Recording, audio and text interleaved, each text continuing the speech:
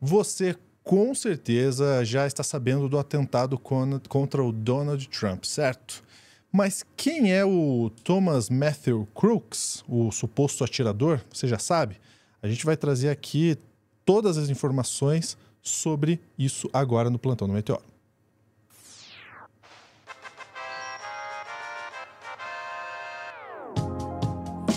Quem é, o porquê e qual a posição política dele? Será que ele tem algum problema mental? Será que ele tem alguma questão familiar com o Donald Trump? Não sei. A gente vai saber agora, porque eu vou chamar a Sofia Labanca na tela para contar pra gente quem é esse atirador, Sofia, e qual é a motivação dele. Pois é, a motivação aí você tá me complicando, porque a motivação é uma coisa que ainda não está clara. Mas enfim, vamos lá. Todo mundo viu, né, o que aconteceu. Acho que essa altura não é segredo para ninguém que Donald Trump foi alvo aí de um tiro, né, num evento que ele estava fazendo no último sábado, dia 13, e que ele teve aí uns ferimentos leves e já as pessoas que estavam na plateia atrás deles chegou a ter até uma morte e pessoas gravemente feridas não tiveram tanta sorte quanto o Trump. O suposto assassino aí, né, ainda vamos tratar como suspeito, é o Thomas Matthew Crooks, de 20 anos. E as informações que a gente tem sobre ele são principalmente sobre a questão política, né? Qual que seria a posição política dele, que isso está gerando uma discussão aí bem grande. E também a questão da vida dele durante o ensino médio, né? Porque ele, com 20 anos, ele recém saiu aí do ensino médio. Vamos lá para Globo News, que eles vão dar algumas informações para a gente e depois a gente vai discutir um pouquinho isso. Quem era esse jovem? Ele era de Bethel Park, que fica na Pensilvânia. É uma cidade a cerca de 1 hora de onde ocorreu o comício. De acordo com os registros eleitorais estaduais, Crooks era um republicano registrado, tá? Isso significa lá nos Estados Unidos não é obrigado a votar, só quem se registra, que quer votar, ele era um republicano registrado a votar. E segundo a agência de notícia Reuters, quando ele tinha 17 anos, ele fez uma doação de $15 para o Act Blue, que é o comitê que arrecada verbas para políticos de esquerda e democratas. Então, vocês estão vendo como é complexo o negócio, não dá para cravar nada. Ele era registrado como eleitor republicano e doou, 3 anos antes, $15 para os democratas. Crooks se formou em 2022 na Bethel Park High School.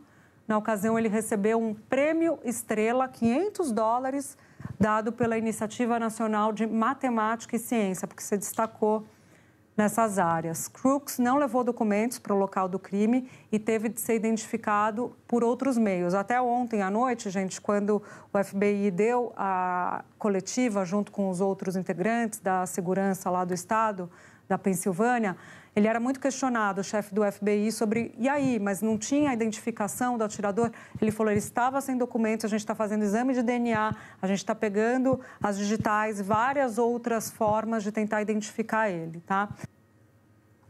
Tá em processo ainda toda essa identificação, né? Exato. Agora, eu achei bem interessante que ela fez questão de destacar que foi a Reuters que deu a informação de que ele teria feito uma doação para o Act Blue, né? Que é essa iniciativa aí do partido para financiar políticos democratas e de esquerda, né? Por que isso? Porque isso está dando bastante discussão na internet se realmente ele fez essa doação ou não, se a doação realmente foi dele. Porque que ele era registrado como parte do Partido Republicano, né, como votante do Partido Republicano, isso a gente já sabe que ele era. Inclusive, a gente pode até colocar a imagem na tela, né, Lúcio? Tá aí, ó, a imagem mostrando aí, ó, registro de votante, né, Thomas Matthew Crooks, do Bethel Park, como foi falado ali, né, nascido em 2003, então, em setembro de 2003, então 20 anos, então a gente vê que aí realmente estamos falando da mesma pessoa. Agora, quando vai se falar sobre a doação, aí eu vou pedir para você mostrar a outra aba. Aí a primeira foto, a gente tem aí um recibo da doação, vê ali Thomas Crooks, de Pittsburgh, então a gente já está falando de outra cidade, e é só Thomas Crooks, né? Não tem o Matthews. E daí a gente pode ir para outra imagem que vai mostrar que existe um Thomas Crooks de 69 anos que mora em Pittsburgh, que não é a mesma pessoa do Thomas M. Crooks, Thomas Matthew Crooks, de 20 anos, que mora em Bethel Park. Então, tem gente levantando aí se essa questão da doação não foi feita por um homônimo, por uma pessoa de mesmo nome, né? Não tem o mesmo nome no meio, mas que seria outra pessoa. Isso ainda não foi confirmado, só para deixar bem claro, ainda está em aberto se a gente realmente está falando da mesma pessoa quando se fala dessa doação. Seria uma barrigada absurda da Reuters, não? Seria. Se realmente for outra pessoa, seria uma bela de uma barrigada. Mas, enfim, a gente já teve aí conversas com pessoas próximas ao Thomas Matthew Crooks, aí, né, que dizem que ele era uma pessoa que, apesar de estar registrado aí como parte do Partido Republicano, não era uma pessoa que se interessava muito em política. Isso, inclusive, virou até manchete na Folha de São Paulo, né, que, olha, ele não era uma pessoa, não foi descrito, né, por pessoas próximas a eles como alguém que se importava muito com política. E isso só coloca ainda mais dúvidas sobre qual teria sido a motivação desse atentado. Enfim, e com relação à vida escolar dele, ele foi descrito como uma pessoa que não se misturava muito, algumas pessoas, às vezes até falando sobre bullying com ele na escola. A gente pode colocar uma entrevista com um rapaz que estudou na mesma escola que ele. Fine. Did you ever have any interactions with Thomas and shared classes in high school? No, I didn't have any classes with him. My only interactions with him were just seeing him in school and then he was bullied, sat alone at lunch. Aí ele tá dizendo, vou dar um pause aí, ele tá dizendo que, olha, eu não interagia muito com ele na escola, eu só via ele sozinho, sentado sozinho no horário do almoço e sendo alvo de bullying. Então você vê que a descrição que os pessoas que frequentaram a mesma escola que ele é essa, né? De uma pessoa que ficava sozinha sendo vítima de bullying. E daí eu acho que você pode pegar e essa parte do meio não interessa tanto, pular direto lá para o segundo 51, que vai falar mais sobre essa questão da escola. Bullying, inclusive, que é muito comum nos Estados Unidos, né? Acho que um dos países com mais Estados Unidos, bullying. né? Vamos e convenhamos.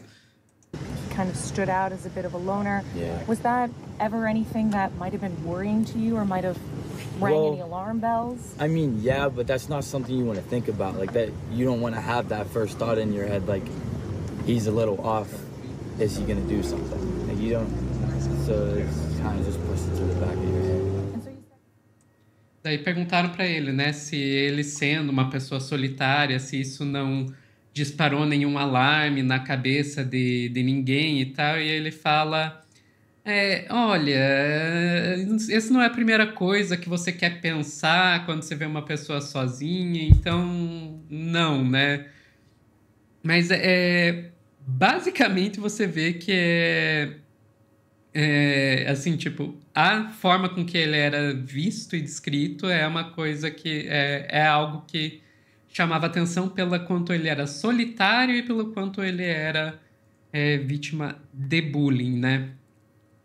Uma outra informação que a gente tem sobre a vida escolar do Thomas Crooks é que ele tentou entrar na equipe de tiro da escola. E sim, aparentemente a equipe de tiro na escola é uma coisa nos Estados Unidos, né? Mas, enfim. Só que ele não foi aceito, ele foi rejeitado na equipe de tiro da escola, porque, de acordo com o Frederick Mack, que era o capitão da atual equipe, ele não era um bom atirador.